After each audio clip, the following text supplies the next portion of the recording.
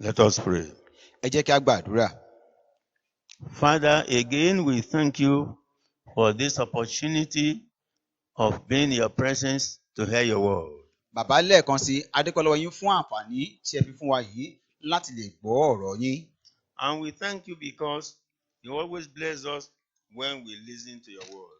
A sì ń dúpẹ́ lọ́wọ́ yín nítorí pé a mọ̀ pé nígbà gbogbo tí a bá ti ń gbọ́ ọ̀rọ̀ yín, ẹ máa ń bùkún wa nínú ọ̀rọ̀ náà. And so therefore we are hungry to hear your word, and also we are hungry to hear and be blessed even by your power in the name of Jesus. Nítorí náà ọkàn wa pòǹgbẹ láti gbọ́ ọ̀rọ̀ rẹ àti pé ọkàn wa pòǹgbẹ láti gba agbára ọ̀rọ̀ rẹ. Agbàládùá pé kẹ́ bùkún wa ní orúkọ Jésù. Because you told Joshua not even to forget the reading of the scriptures because this will be a fountain of help and power to him. Torí pé ẹ sọ fún Joshua pé kó má ṣe gbàgbé ọ̀rọ̀ yín nínú ayé rẹ̀ torí pé èyí yóò jẹ́ orísun fún agbára nínú ayé rẹ̀. As many as are hearing me now, as we go into your words again, I pray that you bless the individual in Jesus' name. Mo wá gbàdúrà pé gbogbo yíjú àwọn tí yóò máa tẹ́tí sí mi tàbí tí yóò máa gbọ́ mi báyìí kí ẹ bùkún olúkúlùkù wọn ní orúkọ Jésù. The life of Saul is an exemplary life of things that occur today, and many have gone astray, and many had been forgotten by God. Ìgbé ayé Sọ́ọ̀lù ó fi hàn nítòótọ́ nípa pé àpẹẹrẹ tí ó fi hàn nípa ìgbé ayé àwọn èèyàn tí ó ń wà bẹ́ẹ̀ tí ó sì ti ṣubú lójú ọ̀nà. Many have got their doom or received their dooms because of disobedience and because of rightly hearing your words. Àwọn mìíràn ti ṣàbápàdé ìpanu wọn torí pé wọ́n kùnà wọn kò tẹ̀lé gbígbọ́ ọ̀rọ̀ náà. Make us hearers and doers of the word in Jesus' name. Ẹ ṣe wá ní olùgbọ́ kí ẹ sì ṣe wá ní olùṣe ọ̀rọ̀ rẹ ní orúkọ Jésù. In Jesus' mighty name we pray. Ní orúkọ ńlá ti Jésù, alágbára láti gba àdúrà. We are still in the book of 1 Samuel chapter 28. A ṣì wà nínú ìwé ìkíni Sámúẹ́lì orí ìkejìdínlọ́gbọ̀n. And we're in the C part of it now. A wá wà ní ipa ìkẹta nínú ẹ̀kọ́ náà. But before we go on, Ṣùgbọ́n kó tó di pé a tẹ̀síwájú, we want to pray. a fẹ́ lọ láti lọ gbàdúrà. We want to pray. A fẹ́ lọ láti lọ gbàdúrà. We can see from the life of Saul A lè rí báyìí nínú ìgbé ayé Sọ́ọ̀lù that what the Bible says that the wicked shall not go unpunished. òun náà ni pé Bíbélì sọ fún wa pé ènìyàn búburú kì yóò lọ láì jìyà. Is operating in his life. Èyí ṣẹlẹ̀ nínú ayé rẹ̀. Let me ask you, Jẹ́ kí n bi ọ́. who is a wicked person? Ta tẹ̀ ni ẹni búburú náà? A wicked person, one, is someone that is cruel. Ẹni búburú òun náà ni ẹni tí kò mọ Ọlọ́run. Who is cruel? Ẹni tẹ́ pé ó burú jáì. Number two, someone that is deceitful. Èkejì òun náà ni pé ẹni búburú jẹ́ ẹni tí ó jẹ́ ẹlẹ́tàn. And also, a wicked person is someone that is evil-minded. Ìkẹta, ẹni búburú náà ni ẹni tí ó jẹ́ onírò búburú ní ọkàn. To destroy, Láti parun, to steal, láti jalè, to take someone's life, àti láti dé ẹ̀mí èèyàn légbodò. to take someone's wife and children, Láti jí ìyàwó ẹlòmíràn gbà tàbí láti jí ọmọ àwọn ẹlòmíràn gbà. and so on. Àti bẹ́ẹ̀ bẹ́ẹ̀ lọ. A wicked person is someone who is a liar. Èèyàn búburú náà ni ènìyàn tí ó ń purọ́. Somebody who is not straightforward. Ẹni tí ọ̀rọ̀ rẹ̀ kì í já gerege. But we see that all the above I have just mentioned A lè rí báyìí pé nínú àwọn àpẹẹrẹ èyí tí mo ti sọ ṣáájú wọ̀nyí, will not go unpunished àwọn èèyàn bẹ́ẹ̀ wọn ò ní lọ láì jìyà. unless they repent. Àyàfi tí wọ́n bá ronúpìwàdà. Let me ask you, Jẹ́ kí n wá bi ọ́. are you a wicked person? Ṣé ìwọ náà a máa jẹ́ èèyàn búburú bí? Learn from the life of Saul. Kọ́ ẹ̀kọ́ nínú ìgbé ayé Sọ́ọ̀lù. Let us pray. Ẹ jẹ́ kí a gba àdúrà. Let us pray. Ẹ jẹ́ kí a gba àdúrà. Lord, Olúwa, grant me a serious heart ẹ fún mi ní ọkàn tí ó gbóná gidigidi tó yè kooro. of total repentance. Èyí tí ó máa ní ìrònúpìwàdà tòótọ́. I don't want to go to hell. Èmi ò fẹ́ lọ sí ọ̀run àpáàdì. In Jesus' name. Ní orúkọ Jésù. Have mercy upon me, O Lord. Ṣàánú fún mi, Olúwa. Draw me nearer Fà mí mọ́ ọ̀dọ̀ rẹ púpọ̀ sí i. according to the multitude of thy mercies. Fà mí mọ́ ọ̀dọ̀ rẹ púpọ̀ sí i nínú ìṣoore àánú rẹ. That out of my transgressions wípé láti inú àwọn àṣeyédé mi gbogbo You will forgive me. ẹ ó dáríjì mí. Then I shall be forgiven in Jesus' name. Lẹ́yìn èyí a ó sì dáríjì mí ní orúkọ Jésù. Father, Bàbá, wash me completely with the blood of Jesus, ẹ fọ̀ mí kí n mọ́ tónítóní nínú ẹ̀jẹ̀ Jésù. and I shall be clean, white as snow. Èmi ó sì di mímọ́ bíi ti ẹ̀gbọ̀n òwú. In Jesus' name I pray.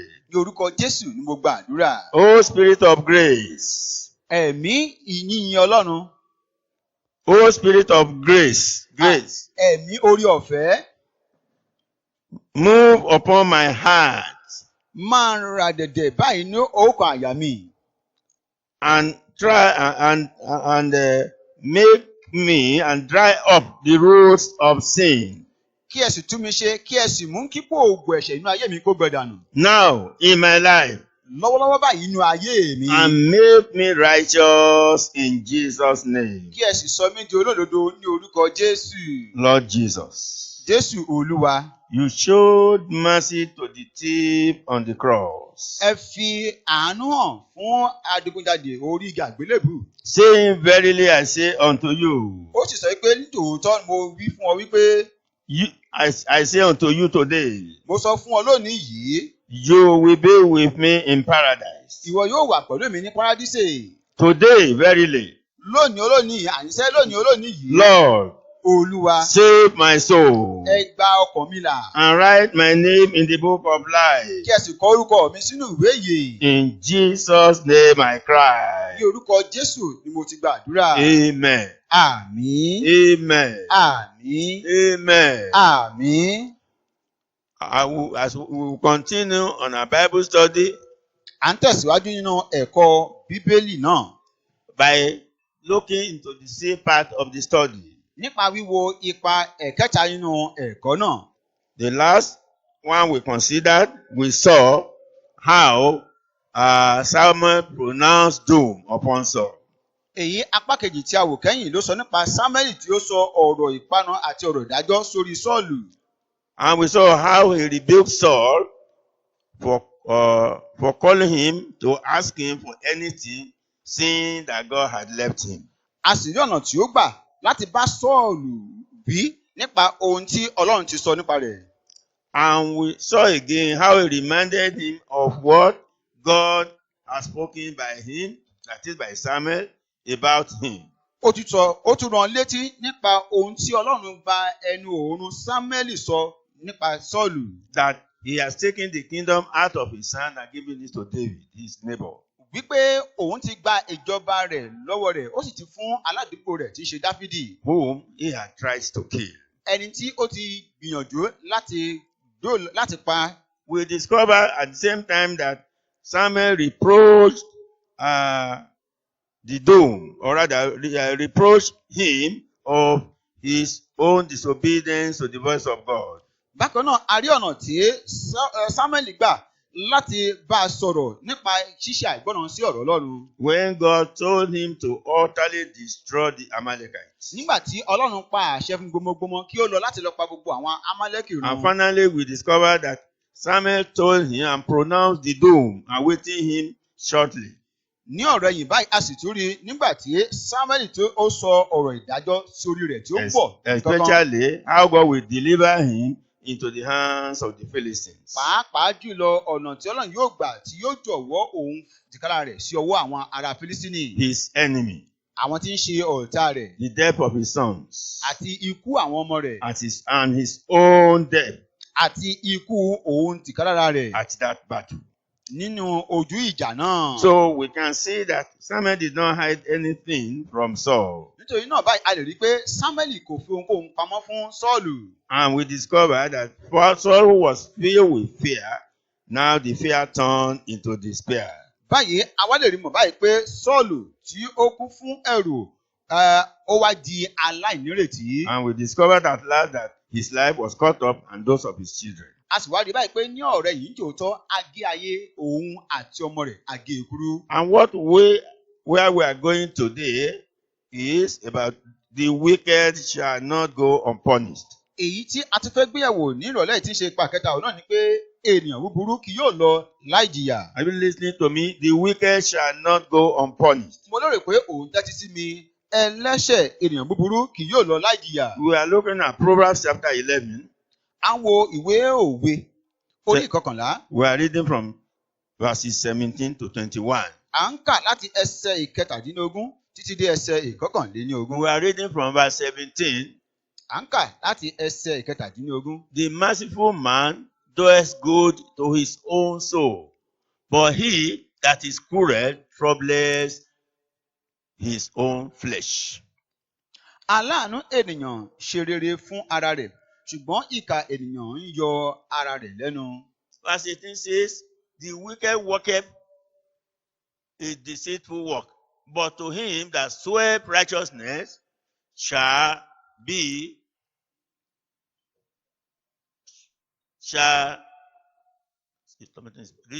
receive a sure reward.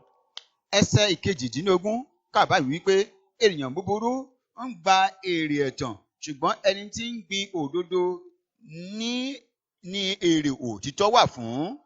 Verse 19 says, as righteousness tendeth to life, so he that pursueth evil pursueth it to his own death. ẹsẹ̀ ìkọkàndínlógún bí ẹni tí ó dúró nínú òdodo ti ní ìyè bẹ́ẹ̀ ni ẹni tí ń lépa ibi ó ń lé sí ikú ara rẹ̀.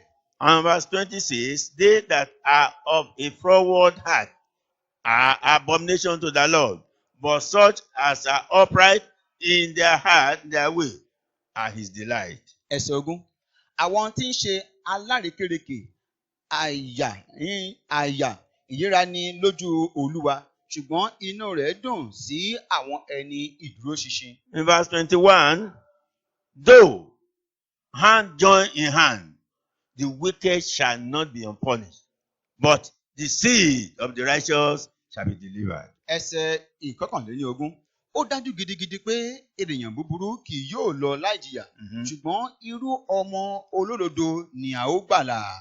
And so where we have just read, ní ibi tí a ṣẹ̀ṣẹ̀ kà tán yìí. we want to compare it with the life of Saul and the life of sinners. a fẹ́ fi èyí ṣe àfiwé ọ̀rọ̀ nípa ìgbé ayé Sọ́ọ̀lù àti ìgbé ayé àwọn ẹlẹ́ṣẹ̀. We saw that as Saul had received a costly review of his record, of his wickedness and eventual punishment, so will everyone who is on earth will receive either good or bad reward. Gẹ́gẹ́ bí Sọ́ọ̀lù ti gbọ́ àkópọ̀ àwọn ìwà búburú tí ó ti hù àti ìjìyà tí yóò tẹ̀lé bẹ́ẹ̀ gẹ́gẹ́ ni fún ẹnì kọ̀ọ̀kan wa ìbáà ṣe sí rere tàbí sí búburú. Then we discover that everyone will receive the records of the wicked things which he or she has done, whether in the secret or in the open. Bákan náà wẹ̀, ó jẹ́ ọ̀ranyàn pé olúkúlùkù ènìyàn yóò gba èrè rẹ̀ bóyá nípa búburú tàbí nípa rere èyí tí a ṣe ní gbangba tàbí èyí tí a ṣe ní ìkọ̀kọ̀. When we look at 2 Samuel 12, tá bá wo ìkejì Sámúẹ́lì orí kejìlá, verses 7 to 9, ẹsẹ̀ ìkeje sí ẹsẹ̀ ìkẹsàn-án. He said, and Nathan said to David, thou art the man, thus saith the Lord God of Israel, I anointed thee king over Israel, and I delivered thee out of the hand of Saul. Ẹsẹ̀ keje, Nátánì sì wí fún Dáfídì pé ìwọ ni ọkùnrin náà, báyìí ni Olúwa Ọlọ́run Ísírẹ́lì wí, ẹni èmi fi ọ́ jọba lórí Ísírẹ́lì, èmi sá gbà ọ́ lọ́wọ́ Sọ́ọ̀lù. Verse 8 says, and I gave thee thy master's house and thy master's wives into thy bosom, and gave thee the house of Israel and of Judah. And if thou had been too little, I will moreover have given unto thee such and such things. Ẹsẹ̀ ìkẹjọ, èmi sì fi ilé Olúwa rẹ fún ọ àti àwọn obìnrin Olúwa rẹ sí àyà rẹ. Èmi sì fi ìdílé Ísírẹ́lì àti ti Júdà fún ọ. Tí àwọn wọ̀nyí bá sì kéré jù fún ọ, èmi ìbá sì fún ọ sí jù bẹ́ẹ̀ lọ. Verse 9 says, wherefore hast thou despised the commandment of the Lord, to do evil in his sight? Thou hast killed Uriah Hittite with the sword, and has taken his wife to be thy wife, and has slain him with the sword of the children of Ammon. Ẹsẹ̀ kẹsàn-án, èéṣe tí ìwọ fi kẹ́gàn ọ̀rọ̀ Olúwa, tí ìwọ fi ṣe nǹkan tí ó burú lójú rẹ̀, àní tí ìwọ fi idà pa Ùráyà ará Hítì, àti tí ìwọ fi mú obìnrin rẹ̀ láti fi ṣe obìnrin rẹ̀, ó sì fi idà àwọn ọmọ Ámónì pa á.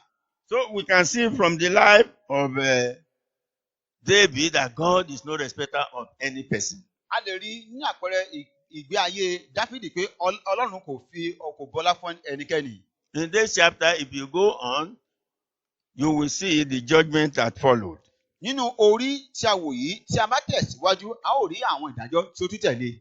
And in Luke chapter 8, verse 17, Nínú ìwé Lúùkù, orí ìkẹjọ, ẹsẹ̀ ìkẹtàdínlógún. say, for nothing is secret that shall not be made manifest, neither anything hid that shall not be known and come abroad. Nítorí kò sí ohun tí ó farasin tí a kì yóò fi hàn, tàbí ohun tí ó fi pamọ́ tí a kì yóò sì mọ̀, kì yóò sì yọ sí gbangba. In Romans 2:16, Nínú ìwé Róòmù, orí ìkejì, ẹsẹ̀ ìkẹrìndínlógún. Romans 2:16 Róòmù, orí ìkejì, ẹsẹ̀ ìkẹrìndínlógún. says, in the day when God shall judge the secrets of men by Jesus Christ according to my gospel. Ní ọjọ́ náà, nígbà tí Ọlọ́run yóò ti pasẹ̀ Jésù Kristi ṣe ìdájọ́ àwọn àṣírí ènìyàn gẹ́gẹ́ bí ìyìnrere mi. We had one more, Ecclesiastes chapter 12. A sì ní ìkan sí ìwé oníwàásù orí kejìlá. Ecclesiastes chapter 12, Ìwé oníwàásù orí ìkejìlá, verse 14. ẹsẹ̀ ìkẹrìnlá. This has something to do with what we are doing. Eléyìí ó ní ìbáṣe papọ̀ pẹ̀lú ohun tí à ń ṣe. For God shall bring every work into judgment with every secret thing, whether it be good or whether it be evil. Orí ìkejìlá, ẹsẹ̀ ìkẹrìnlá. Nítorí pé Ọlọ́run yóò mú olúkúlùkù iṣẹ́ wá sínú ìdájọ́, àti olúkúlùkù ohun ìkọ̀kọ̀ ìbáà ṣe rere ìbáà ṣe búburú. So we have been warned that the wicked shall not go unpunished. Nítorí náà a ti wá kìlọ̀ fún wa pé ẹni búburú kan kì yóò lọ láì jìyà. And we have stated who a wicked person is. A sì ti sọ fún wa ẹni tí èèyàn búburú ti We ń have ṣe. told you that a wicked person is somebody that is cruel. A ti sọ fún wa pé èèyàn búburú ó jẹ́ ẹni tí ó burú jáì. A wicked person is somebody that is deceitful. A ti sọ fún wa náà pé èèyàn búburú a máa jẹ́ ẹlẹ́tàn ènìyàn. You cannot be trusted for anything. A kò lè gbẹ́kẹ̀lé fún ohunkóhun. The Bible and God requires and says you are a wicked person. Ọlọ́run tí ń sọ wípé irúfẹ́ ẹni bẹ́ẹ̀ ó jẹ́ ènìyàn búburú nítòótọ́. And also, we can still say a wicked person is somebody who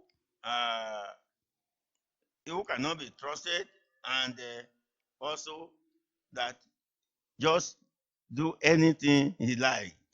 Bákan náà, èèyàn búburú ó jẹ́ ẹni tí kò ṣeé gbẹ́kẹ̀lé, tí kò ṣeé gbáralé, àti pàápàá wọ́n máa ṣe ohun tí ó wù wọ́n. He is full of evil. Ó kún fún ibi. He can kill. Ó lè pani. He can destroy. Ó lè parun. He can take another person's property, Ó lè jí ohun ìní ẹlòmíràn gbé. even without his permission. Láìkọ̀ tí ẹ gba oore ọ̀fẹ́ lọ́wọ́ ẹni tí ó ní. And we discover that a wicked person also could be a liar. Bákan náà, a tún ṣàkíyèsí rẹ̀ pé ẹni búburú ènìyàn ó lè jẹ́ ẹni tó ń purọ́. He can steal too, Bákan náà, ẹni yìí ó lè jalè. and he so cannot be trusted. Àti wípé bákan náà, a kò lè sinmi lé ẹni bẹ́ẹ̀. As David was able to kill, he didn't say anything to anybody that he was the one responsible, but you knew, God knew. Bí Dáfídì ti ní nípa tirẹ̀ tí ó pa ènìyàn, bó ti wù kí àwọn èèyàn má mọ̀, ṣùgbọ́n Ọlọ́run mọ̀ èyí. So we can see that doom waited for people who remain wicked. A lè wá rí wọn báyìí wípé ìparun ó ń dóde àwọn èèyàn tó bá ti wà nínú ipò ìwà búburú. Secondly, we are told that every transgression and disobedience shall receive a just recompense of reward. Nínú èkejì, a ti sọ fún wa pé gbogbo ẹ̀ṣẹ̀ àti àìgbọràn ni yóò gba èrè òtítọ́. Are you always obedient?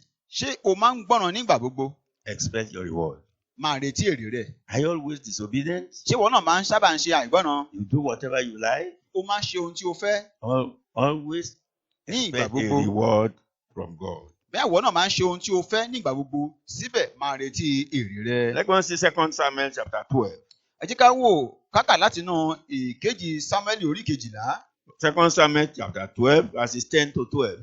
Ìkejì Sámúẹ́lì orí kejìlá ẹsẹ̀ kẹwàá sí ẹsẹ̀ kejìlá. It says, and now therefore, that is the result of what happened to David. Now therefore, the sword shall never depart from thy house, because thou hast despised me, and hast taken the wife of Uriah the Hittite to be thy wife. Ǹjẹ́ nítorí náà èyí ni ìdájọ́ tí ó wá sí orí Dáfídì.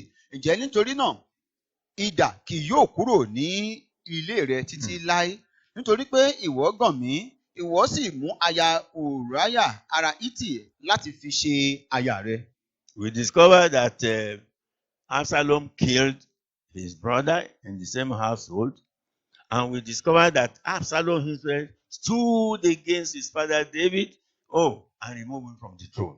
A wá ṣàkíyèsí rẹ̀ pé Absalomu ó wà nípò tí ó pa arákùnrin rẹ̀, àti bákan náà Absalomu yìí bákan náà ló tún wà ní ipò yìí tí ó lé bàbá rẹ̀ kúrò lórí ìtẹ́. Verse 11 says, thus says the Lord, behold, I will raise up evil against thee out of thy own house. This is what Absalom did.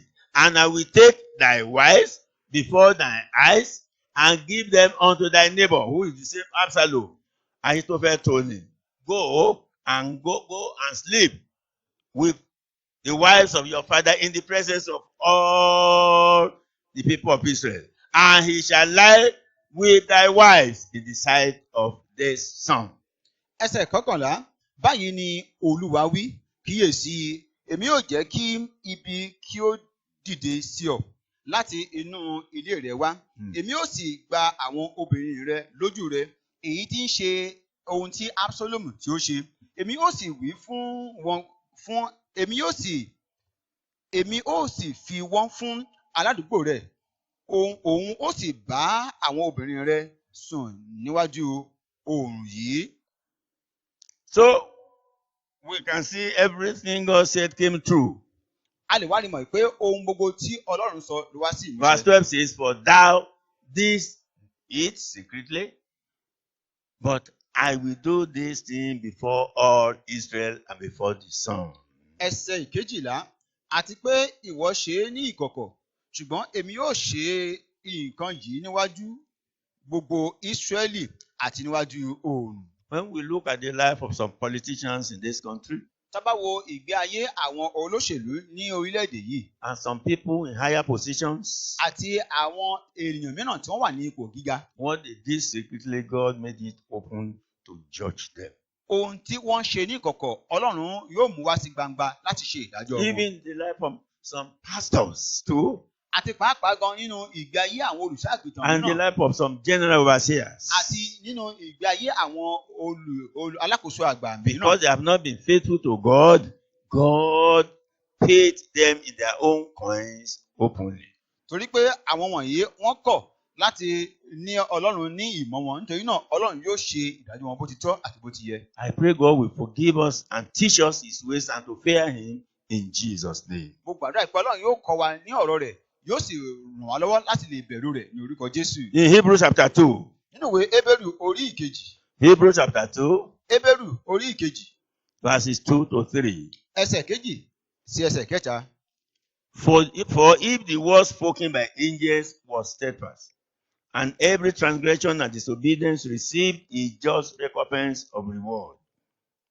Nítorí bí ọ̀rọ̀ tí a ti ẹnu àwọn áńgẹ́lì sọ bá dúró ṣinṣin, àti tí olúkúlùkù rékọjá àti àìgbọràn sì bá ẹ̀san tí ó tọ́. Verse 3 says, how shall we escape if we neglect so great salvation, which at the first began to be spoken by the Lord, and was confirmed unto us by them that had him. Ẹsẹ̀ kẹta, àwa ó ti ṣe là bí àwa kò bá náání irú ìgbàlà ńlá bí èyí tí a kọ́kọ́ bẹ̀rẹ̀ sí í sọ láti ọ̀dọ̀ Olúwa tí a sì fi ẹ̀rí rẹ̀ múlẹ̀ fún wa láti ọ̀dọ̀ àwọn ẹni tí ó gbọ́. The apostles cried. Àwọn àpọ́sítélì wọ́n kígbe. Men of God have cried. Àwọn ìránṣẹ́ Ọlọ́run àwọn náà wọ́n ti kígbe. The Bible had made it clear Bíbélì ó sì jẹ́ kí òye rẹ̀ kó yé wa that kedere. Jesus came to the world to save sinners. Wípé Jésù Kristi wá sí ayé yìí láti gba àwọn ẹlẹ́ṣẹ̀ là. And John 3:17-18 says, if, especially verse 18 says, if you refuse to accept him and you are still living in this world right now, you are already condemned. Bíbélì sì fi ẹsẹ̀ rẹ̀ múlẹ̀ nínú ìwé Jòhánù orí kẹta ẹsẹ̀ ìkẹtàdínlógún àti pàápàá jùlọ ẹsẹ̀ kejìdínlógún wípé ẹnikẹ́ni tó bá wà nínú ayé yìí tí ó sì ń gbé inú ẹ̀ṣẹ̀ àti dá a lẹ́jọ́ náà. In verse 18, John 3:18 says, he that believeth on him is not condemned, but he that believeth not is condemned already, because he had not believed in the name of the only begotten Son of God. Ẹsẹ̀ kejìdínlógún kà wípé ẹni tí ó bá gbà á gbọ́ a kò ní dá a lẹ́jọ́ ṣùgbọ́n a ti dá ẹni tí kò gbà á gbọ́ lẹ́jọ́ náà nítorí tí kò gba orúkọ ọmọ bíbí kan ṣoṣo tí Ọlọ́run gbọ́. God is no respecter of any person. Ọlọ́run kò sì fi ọlá fún ẹnikẹ́ni. Let me ask you, Jẹ́ kí n wá bi ọ́. have you believed, have you accepted Jesus as your Lord and Savior? Ìjọ ti gbàgbọ́, ìjọ tiẹ̀ ti gba Kristi Jésù sínú ayé rẹ̀ gẹ́gẹ́ bí Olúwa àti Have Olùgbàlà you rẹ̀. been moving according to the will of God? Ìjẹ́ o ti ń rìn ní ojú ọ̀nà náà gẹ́gẹ́ bí ìfẹ́ Ọlọ́run? Have you been serving God as it should? Ṣé ìwọ náà ti ń sin Ọlọ́run bó ti tọ́ àti bó ti yẹ kó o With sìn? fear and trembling and running away from sin and unrighteousness? Ṣé o ń bẹ̀rù rẹ̀? Ṣé o sì ń pa ọkàn rẹ mọ́? Ṣé o sì ń sá kúrò nínú ẹ̀ṣẹ̀? O sì ń rìn ní òdodo? If not, Ṣé yóò bá rí bẹ́ẹ̀ o? make a U-turn. Wá ṣe òbírípo lójú ọ̀nà rẹ̀ Begin to do His will. kí o sì bẹ̀rẹ̀ láti máa ṣe ìfẹ́ rẹ̀. Because in John 3:36, Torí pé nínú Jòhánù orí kẹta ẹsẹ̀ kẹrìndínlógójì, John 3:36, nínú ìwé Jòhánù orí kẹta ẹsẹ̀ ìkẹrìndínlógójì, he say, he that believeth on the Son have everlasting life. And he that believeth not the Son shall not see life, but the wrath, that is, the wrath of God abideth on him. ẹni tí ó bá gba ọmọ gbọ́ ó ní ìyè àìnípẹ̀kun, ẹni tí kò bá sì gba ọmọ gbọ́ kì yóò rí ìyè, ṣùgbọ́n ìbínú Ọlọ́run ń bẹ lórí rẹ̀. Also, harboring unconfessed sins shall be brought into judgment. Àti bẹ́ẹ̀ pípa ẹ̀ṣẹ̀ tí a kò jẹ́wọ́ mọ́ nínú ọkàn ni yóò gba èrè. In Romans chapter 2. Nínú ìwé Róòmù orí ìkejì. Romans chapter 2, Ìwé Róòmù orí ìkejì. beginning from verse 4 to 9. Bẹ̀rẹ̀ láti ẹsẹ̀ ìkẹrin sí ẹsẹ̀ ìkẹsàn-án. Say, or despised thou the riches of his goodness and forbearance and long suffering, not knowing that the goodness of God leadeth thee to repentance? Tàbí ìwọ ń gan ọ̀rọ̀ oore àti ìpamọ́ra àti sùúrù rẹ̀. Ìwọ kò á mọ̀ pé oore Ọlọ́run ni ó ń fà á lọ sí ìrònúpìwàdà. Will you allow the love of God to pull you to repentance? Ṣé o wá gbà báyìí kí oore Ọlọ́run kó wá tì ọ́ lọ sínú But ìrònúpìwàdà? Bible says, but after thy hardness and impenitent heart treacherous up into thyself, rub against the day of wrath and revelation of the righteous judgment of God. Ẹsẹ̀ ìkarùn-ún, ṣùgbọ́n gẹ́gẹ́ bí líle àti àìrónúpìwàdà ọkàn rẹ̀, ìwọ ń to ìbínú jọ fún ara rẹ̀ di ọjọ́ ìbínú àti ìfihàn ìdájọ́ òdodo Ọlọ́run. Verse 6 says, who will render to every man according to his deeds. Ẹsẹ̀ kẹfà, ẹni tí yóò san án fún olúkúlùkù gẹ́gẹ́ bí iṣẹ́ rẹ̀.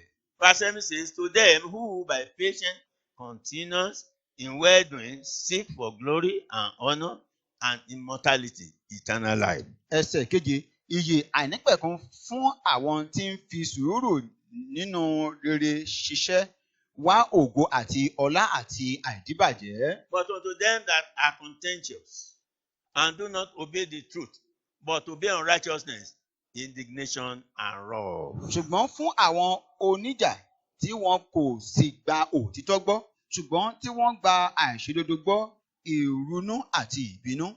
That is the wrath of God. èyí ní ṣe ìbínú Ọlọ́run. As 9 says, tribulation and anguish upon every soul of man that does evil, of the Jew first and also of the Gentile. ẹsẹ̀ 9 ìpọ́njú àti ìrora yóò wà lórí olúkúlùkù ọkàn ènìyàn tí ń hùwà ibi ti Júù ṣáájú àti Gíríkì pẹ̀lú.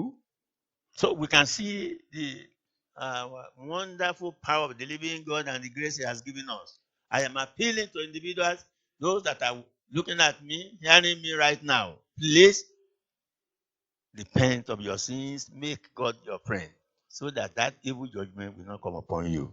nítorí náà a lè rí oore ọ̀fẹ́ Ọlọ́run àti agbára ńlá Ọlọ́run. nítorí náà mo wá ń pàrọwà sí gbogbo ẹ̀yin tí ẹ̀ ń gbọ́ mi tàbí tí ẹ̀ ń wò mí pé kí ẹ jọ̀wọ́ kí ẹ ronúpìwàdà kúrò ní gbogbo àwọn ọ̀nà ẹ̀ṣẹ̀ yín gbogbo. 1 Timothy 5:24.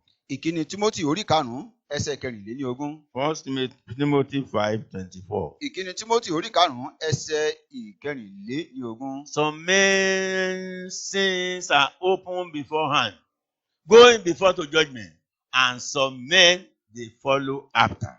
ẹ̀ṣẹ̀ àwọn ẹlòmíràn a máa hàn gbangba a máa lọ ṣáájú sí ìdájọ́ tí àwọn ẹlòmíràn pẹ̀lú a sì máa tẹ̀lé wọn. Are your sins already going before God and also being forgiven before you die? ṣé àwọn ẹ̀ṣẹ̀ rẹ ti lọ síwájú Ọlọ́run bí kí níwájú Ọlọ́run kí a sì lè dáríjì ọ́ kí ó lórí pé o kú? And until you confess those sins, God will not say anything. títí dìgbà tí ó fi jẹ́wọ́ àwọn ẹ̀ṣẹ̀ rẹ wọ̀nyí Ọlọ́run kì yóò sọ ohunkóhun. But the Bible says that the sins of many will follow after their death. ṣùgbọ́n Bíbélì sọ fún wa wípé ẹ̀ṣẹ̀ àwọn ẹlòmíràn yóò máa tẹ̀lé àwọn ẹlòmíràn lẹ́yìn And ikú will wọn. nail them to eternity. èyí a sì tì wọ́n lọ sínú ayérayé. Once you die, your sins cannot be forgiven again. ní kété tí o bá ti kú a kò lè dárí ẹ̀ṣẹ̀ rẹ jì ọ́ mọ́. Learn from the rich man. kọ́ ẹ̀kọ́ láti ọ̀dọ̀ ọlọ́rọ̀. The Bible said he died and found himself in hell.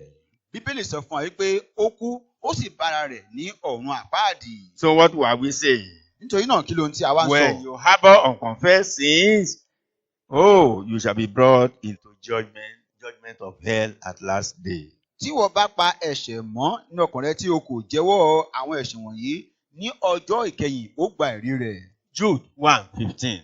ìwé Júdà orí ìkíní ẹsẹ̀ 15. Jude 1:15. ìwé Júdà orí ìkíní ẹsẹ̀ 15. To execute judgment upon all, and to convince all that are ungodly among them of all their ungodly deeds, which they have ungodly committed, and of all their hard speeches which ungodly sinners have spoken against him. láti ṣe ìdájọ́ gbogbo ènìyàn láti dá gbogbo àwọn aláìwàbí Ọlọ́run lẹ́bi ní ti gbogbo iṣẹ́ àìwàbí Ọlọ́run wọn tí wọ́n ti fi àìwàbí Ọlọ́run ṣe àti ní ti gbogbo ọ̀rọ̀ líle tí àwọn ẹlẹ́ṣẹ̀ aláìwàbí Ọlọ́run ti sọ sí i. Perhaps you have been preached to, pàápàá jùlọ bóyá a ti wàásù sí ọ and you have been told to accept Jesus as Lord and Savior. a sì ti sọ fún ọ pé kí o gba Kristi Jésù sínú ayé rẹ gẹ́gẹ́ bí Olúwa àti olùgbàlà rẹ. Are you like Pharaoh? ṣé ìwọ náà dàbí Fáráò bí? In Exodus chapter 5 verse 2, nínú ìwé Ẹ́xódù orí 5 ẹsẹ̀ 2 he said one thing there. ó sọ nǹkan kan níbẹ̀. But the Bible says here that some people now begin to use foul language against God. ṣùgbọ́n níyì àwa rí mọ̀ wípé àwọn èèyàn bẹ̀rẹ̀ sí ń lo ọ̀rọ̀ òdì sí Ọlọ́run. God will judge you for it. Ọlọ́run yóò dá àwọn wọ̀nyí lẹ́jọ́. Listen to what Pharaoh said in Exodus 5:2. tẹ́tí sí ohun tí Fáráò sọ nínú ìwé Ẹ́xódù orí 5 ẹsẹ̀ 2. And Pharaoh said, "Who is the Lord, that I should obey his voice to let Israel go? I know not the Lord, neither will I let Israel go." Fáráò sì wí pé ta ni Olúwa èmi ó fi gba ohun rẹ̀ gbọ́ láti jẹ́ kí Ísírẹ́lì lọ. And we will discover at last that Pharaoh perished in the Red Sea. a sì wá ṣàkíyèsí ẹ̀ ní ọ̀rẹ́ yìí wípé Fáráò àti àwọn èèyàn rẹ̀ wọ́n parun sínú odò Òkun Pupa. So we can see that every disobedience shall be judged. A sì wá rí báyìí pé gbogbo àìṣòtítọ́ àìgbọ́ràn gbogbo la máa dá lẹ́jọ́. Saul's disobedience led many others to destruction with him. Àìgbọ́ràn Sọ́ọ̀lù mú kí ọ̀pọ̀lọpọ̀ ènìyàn lọ sí ìparun pẹ̀lú rẹ̀. In 1 Samuel 28 verse 19, Nínú ìkíni Sámúẹ́lì orí kejìdínlọ́gbọ̀n ẹsẹ̀ kọkànlélógún. moreover, the Lord will also deliver Israel with thee into the hand of the Philistines. And tomorrow shalt thou and thy sons be with me. That was Samuel talking. The Lord shall deliver thee, the host of Israel, into the hand of the Philistines. Ẹsẹ̀ ìkọkàndínlógún. Sámúẹ́lì ló ń sọ̀rọ̀ níhìn yìí. Olúwa yóò sì fi Ísírẹ́lì pẹ̀lú ìwọ lé àwọn Fílístínì lọ́wọ́. Ní ọ̀la ni ìwọ àti àwọn ọmọ rẹ ọkùnrin yóò pẹ̀lú mi. Olúwa yóò sì fi ogun Ísírẹ́lì lé àwọn Fílístínì lọ́wọ́. When we look at that 1 Samuel 31 verses 5 and 6, Tábàtú tẹ̀síwájú tí a wo ìkíni Sámúẹ́lì yìí orí ìkọkànlélọ́gbọ̀n ẹsẹ̀ karùn-ún àti ẹsẹ̀ kẹfà. verse 5 says, and when his armor-bearer saw that Saul was dead, he fell likewise upon his sword and died with him. Nígbà tí ẹni tí ó ru ìhámọ́ra rẹ̀ sì rí i pé Sọ́ọ̀lù kú, òun náà sì fi idà rẹ̀ pa ara rẹ̀, ó sì kú pẹ̀lú rẹ̀.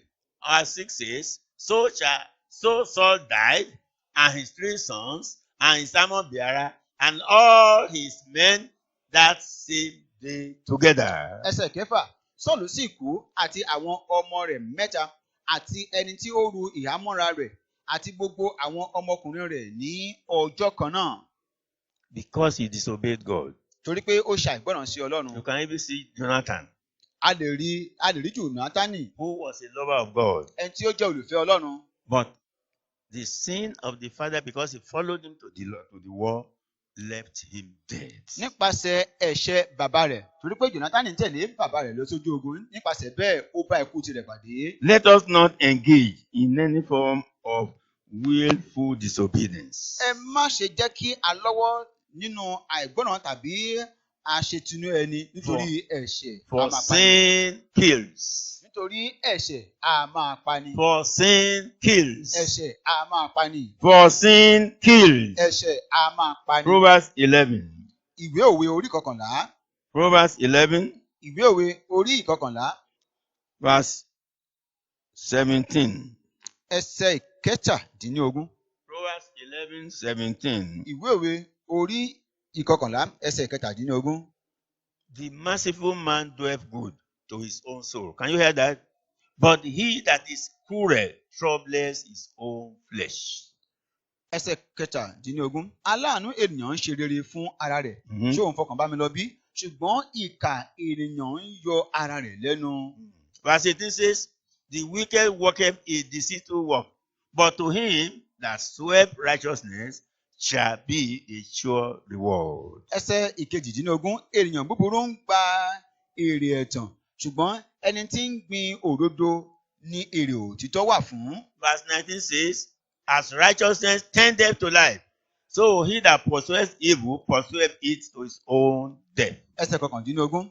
Bí ẹni tí ó dúró nínú òdodo ti ń ní ìyè, bẹ́ẹ̀ ni ẹni tí ń lépa ibi ó ń lé sí ikú ara rẹ̀. What are you doing now? Kí wá lohun tí ò ń ṣe lọ́wọ́lọ́wọ́ yìí? What are you choosing now? Kí lohun tí ò ń yàn láàyò You lọ́wọ́lọ́wọ́ have yìí? heard the scriptures. O ti gbọ́ nínú àwọn ọ̀rọ̀ Ọlọ́run. Nobody can change the scriptures. The scripture is the word of God, and the word of God is God. Kò sẹ́nikẹ́ni tí ó lè yí ọ̀rọ̀ Ọlọ́run padà torí pé ọ̀rọ̀ Ọlọ́run yìí ó jẹ́ Ọlọ́run tìkálára rẹ̀. Are you pursuing evil? Ṣé ìwọ náà ń lépa ibi bí? Evil will pursue you to death. Ibi yóò lépa rẹ títí wọnú sàréè lọ. Let us finally look at Ezekiel chapter 18. Ní ìgbẹ̀yìn báyìí, ẹ jẹ́ ká wo ìwé Èzíkẹ́lì orí ìkejìdínlógún ẹsẹ̀ ogún. Ezekiel 18 verse 20.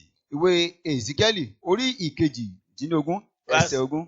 18 says, verse 20 says, the soul that sinneth, it shall die. When he say it shall die, that it will go to hell. The son shall not bear the iniquity of the father, neither shall the father bear the iniquity of the son. The righteousness of the righteous shall be upon him, and the wickedness of the wicked shall be upon him. Ẹsẹ̀ ogún. Ọkàn tí ó bá ṣẹ̀ yóò kú. Ikú tá à ń sọ nípa rẹ̀ ni pé yóò lọ sí ọ̀run àpáàdì. Ọmọ kì yóò ru àṣedédé bàbá. Bẹ́ẹ̀ ni bàbá kì yóò ru àṣedédé ọmọ. Olódodo yóò wà lórí rẹ̀. Ìwà búburú ènìyàn búburú yóò sì wà lórí rẹ̀. Verse 21. Ẹsẹ̀ ìkọkànléníogún. Verse 21 Ẹsẹ̀ ìkọkànléníogún. says, But if the wicked will turn from all his sins that he have committed, and keep all my statutes, and do that which is lawful and right, he shall surely live, he shall not die. Ẹsẹ̀ ìkọkànléníogún. Ṣùgbọ́n bí ènìyàn búburú yóò bá yí padà kúrò nínú gbogbo ẹ̀ṣẹ̀ rẹ̀ tí ó ti dá, tí ó sì pa gbogbo àṣẹ mi mọ́, tí ó sì ṣe èyí tí ó tọ́ àti èyí tí ó yẹ, yíyè ni yóò yè, òun kì yóò kú. Verse 22 says, Ẹsẹ̀ kejìlélógún. All his transgressions that he have committed, they shall not be mentioned unto him, because he has confessed. In his righteousness that he have done, he shall live. Gbogbo ìrékọjá rẹ̀ tí ó ti ṣe, a kì yóò rántí wọn mọ́, torí pé ó ti ronúpìwàdà báyìí. Nínú òdodo rẹ̀ tí ó ṣe ni òun ó yè. This is a call for total repentance. Èyí ni ìpè fún olúkúlùkù wa láti ronúpìwàdà. God wants you to take an action. Ọlọ́run fẹ́ kí o gbé ìgbésẹ̀. And what is the action? Kí wá ní ìgbésẹ̀ tí ó yẹ kí o gbé? Proverbs 29:1. Ìwé òwe orí ìkọkàndínlọ́gbọ̀n. Proverbs 29:1. Ìwé òwe orí ìkọkàndínlọ́gbọ̀n ẹsẹ̀ ìkíní. It says, He, put your name there, Ujo, Alfred, whatever your name is. He that being often reproved, harden his neck, shall suddenly be destroyed, and that without remedy. Ẹsẹ̀ ìkíní. Ẹni tí ó bá wí tí ó warùnkì báyìí wá fi orúkọ rẹ̀ sí Òjó tàbí Fẹ́mi àbí bẹ́ẹ̀ bẹ́ẹ̀ lọ, yóò parun lójijì láìsí àtúnṣe. Can you hear that? Jó ti gbọ́ èyí. Are you being reproved from time to time that you should change, that you should completely surrender yourself to God? But if you refuse, the Bible says, shall suddenly be destroyed, and that without remedy you go to hell. Ṣé à ń bá ìwọ náà wí láti ìgbà dé ìgbà pé kí o ronú kí o sì pìwàdà? Ẹnikẹ́ni tí a bá wí tí kò yí padà lójijì yóò parun, yóò sì lọ sí ọ̀run àpáàdì. Saul died. Sọ́ọ̀lù kú. His men died.